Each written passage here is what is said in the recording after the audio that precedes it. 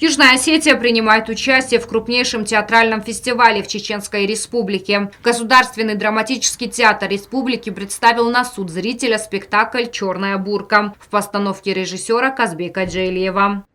Фестиваль Федерации, который сейчас проходит уже 5-й раз в городе Грозном, я думаю, что является одним из самых престижных фестивалей, потому что сюда приезжают лучшие спектакли регионов России. Я еще раз подчеркиваю, потому что отбор идет в Союзе театральных деятелей и отбирают только лучшие спектакли со всех регионов России. И здесь уже происходит и обсуждение, показывание зрителя, и знакомство, конечно, артистов друг с другом, режиссеров и директорских компаний.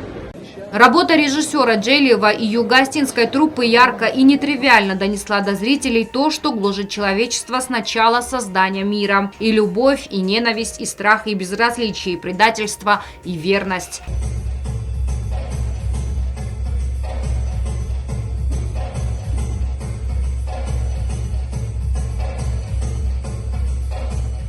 Режиссер попытался донести до зрителя некую расшифровку и, в общем-то, не прогадал. Постановка, как и предполагалось, произвела на чеченского зрителя неизгладимое впечатление. Мы показывали этот спектакль уже здесь, в Грозном, во время Дней культуры Республики Южная Осетия в Чеченской Республике, и тогда он произвел определенное впечатление на зрителя, и после этого был разговор уже о том, чтобы пригласить этот спектакль на фестиваль Федерация, что мы и сделали.